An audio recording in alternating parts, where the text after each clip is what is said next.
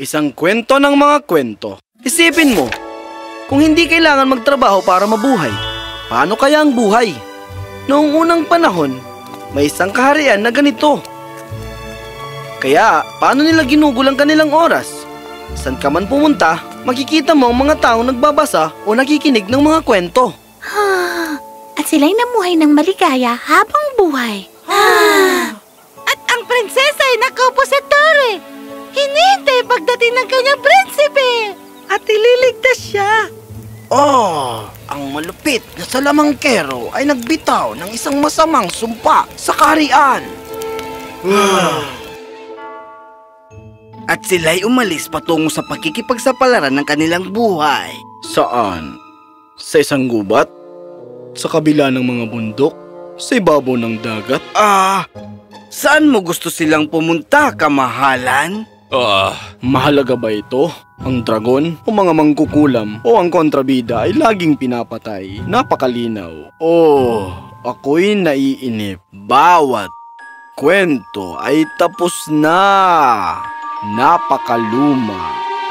Marahil maaari akong magkwento ng isa pang kwento sa iyo, Ginoo. Tungkol sa isang magsasaka. Na makilala ang isang mangkukulam sa lamangkero o diwata o kaya isang higante. Sino ang gusto mong makilala niya, kamahalan?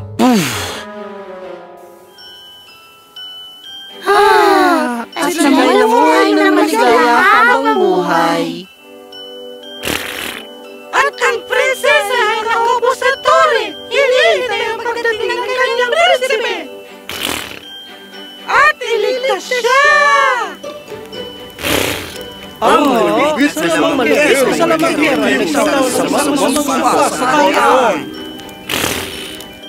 Sa katunayan, tapos na ang mga kwento at nabugot na ang mga tao.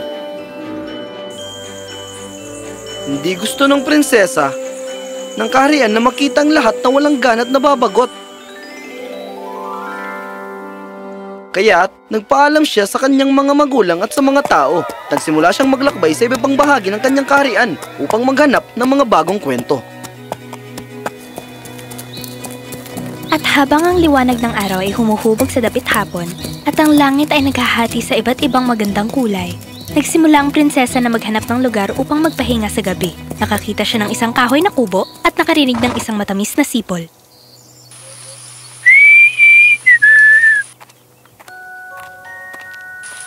Kamusta? Ako si Prinsesa Personella. Sino ka? Kumusta, kamahalan?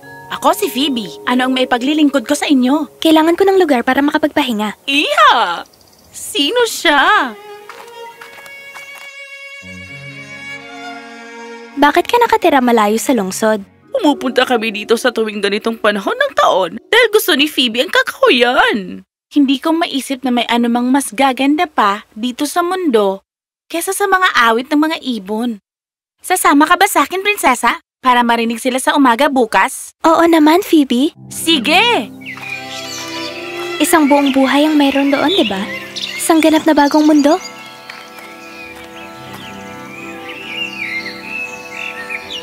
Tingnan mo. Sinisikap niyang magpahanga sa kanya.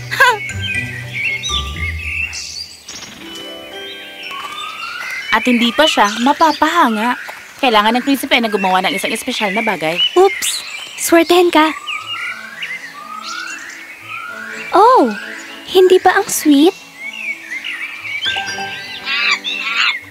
Hindi ko akalain ng isang ina na pinapagalitan ng kanyang anak na halos ng palin nito ay pwedeng maging isang sobrang cute.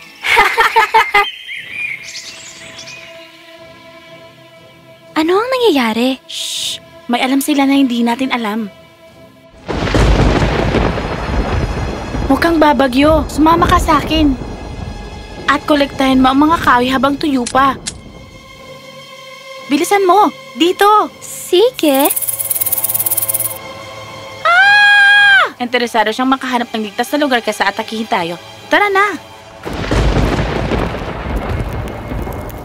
Merong taong galit na galit dun sa taas. Sino sa tingin mo ang naglalaban? Ang mga ulap na naghahampasan sa isa't isa? O may tao sa loob nila? Baka para sa ating mga tao, mukha lang silang mga ulap. Pero sa katunayan, mga hukbo na nilalang na lumalaban sa isang digmaan. At nang ang kanilang espara ay tumama at biglang kumidlat. Mukhang napagkasundoan na nila ang alitan at naging magkaibigan muli.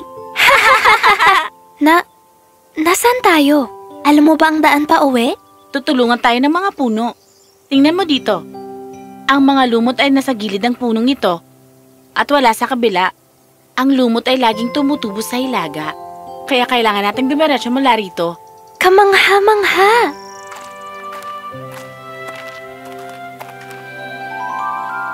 Kailangan ko nang umalis. Salamat. Maraming salamat. Talagang masaya ako na nakasama ka, prinsesa. Prinsesa para sa lahat, pero para sa iyo, Phoebe, ako'y laging si Parsanella lamang. Gusto kitang kasama. At magkikita tayo muli. Ang prinsesa ay umabot sa isang bayan. Biglang narinig niya, "Lumabas ka! Labas! Ikaw na walang kwenta! Umalis ka! Umalis ka ngayon din!" Pero, Lolo, nagbibiro lang ako.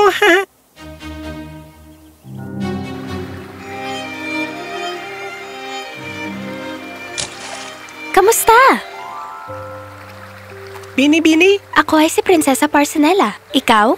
Ako si Jaden, kamahalan. Yan ba ang lolo mo kanina? Oo, siya'y sobrang mabait. Mabait? Hindi niya kayang maisip na alis ako para pumunta sa lungsod balang araw. Aalis ka? Di kailanman. Ikaw ay malungkot. Sumama ka sa akin.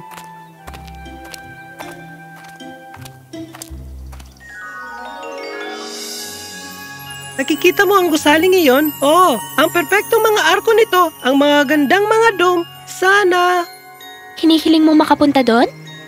makapagtayo ako ng ganong bagay balang araw. Umabot sa taas na tanawin. Marangya, maganda, perpekto. Para dyan, kailangan mong pumunta sa lungsod at... Hindi ko kaya. Sobrang malulungkot ang lolo ko kung wala ako. Mahal niya ang kanyang mga bukirin. Ayaw niya sa lungsod. Ang nayon na ito ang kwento ng kanyang buhay. Isulat natin ang kwento ng iyong buhay. Kailangan sundin ng isang prinsesa, di ba?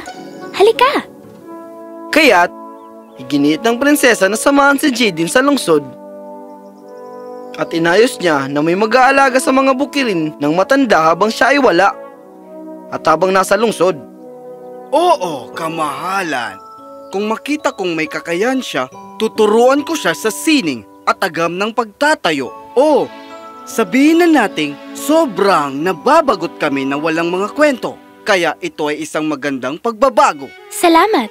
Kaya't dalhin mo ang iyong baguhan at dadalhin ko si Lolo sa isang paglilibot sa lungsod. 2 pinyang chalet, pakiusap.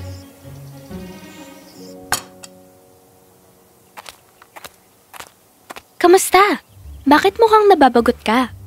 Prinsesa, pagod na kami sa paulit-ulit na lumang kwento. Kaya... Lolo, hindi ba't kakakwento niyo lang sa akin ng panahon nang nagkaroon kayo ng digmaan at naligtas mo ang pananim ng buong nayon mula sa kaaway? Itinago namin ito sa isang bunker sa ilalim ng lupa. 400 kwentals ng palay at mais. Talaga? Paano? Ikwento mo sa amin ang buong istorya. Oo, 50 tag-init na ang nakalipas. Noong ako'y binata pa. Sylvia, ilalagay ko ang mga barya dito. 1, 2, 3. Hindi mo kailangan ilagay yan ng isa-isa. Pero salamat. Meron kang magagandang palayok, Sylvia, di ba? Tama. Mari mo bang ipakita yung palayok? Ito ay katangi-tangi. Kailangan mong sabihin sa akin kung alin, iha. Hindi ko nakikita sa aking mga mata kung saan. At saka, gumagawa ka ng ganyan. Sino ang kasama mo? Sa aking sarili. Paano? Pasensya na. Binibigyan natin ng labis na halaga ang ating mga mata. May iba pang mga pandama din na makikita mo. Ang mundo ay puno ng tunog, tekstura, lasa at amoy. Halimbawa sa pagluluto, bawat gulay ay may hugis. Bawat gulay ay may hugis, tekstura at amoy. Ang pagprito ay may tunog. Ang pag-ihaw ay may iba pang tunog. Ang kahoy ay may sariling wika. At ang metal ay may iba pang wika. Oh! Ang buhay ay masyadong puno ng pakikipagsapalaran para umasa lamang sa mga mata. Ang buhay ay puno ng pakikipagsapalaran. Ang buhay ay isang... Salamat. Salamat. Ang prinsesa ay sumakay pabalik sa kanyang palasyo at tinawag ang kanyang mga tao. Prinsesa, nakakita ka ba ng bagong kwento? Mas maganda. Nahanap ko ang susi sa walang katapusang mga kwento. Ang mga kwento ba ay may mga salamangkero at mangkukulam, engkanto at diwende? Hindi ko nahanap ang mga salamangkero o mangkukulam, diwata o duwende. Pero nakahanap ako ng mga tao, mga kamanghamanghang tao, mga kahanga-hangang tao. Nakahanap ako ng kaibigan dahil lamang mahal niya ang mga ibon. At ang mga ibon ang nagbigay babala sa amin tungkol sa paparating na bagyo. Wow! Magandang kwento! At nakahanap ako ng isang matanda na nagtatago ng daang-daang sako ng palay at mais mula sa isang nangangalit na kaaway. Iniligtas niya ang ating kaharian mula sa gutom 50 taon na ang nakalipas. Wow! Totoo ba ito? At alam mo ba na kung isara mo lang ang iyong mga mata at maramdaman ang mundo sa paligid mo, mabibigla ka sa dami ng tunog. Mga amoy na natatangay sa'yo?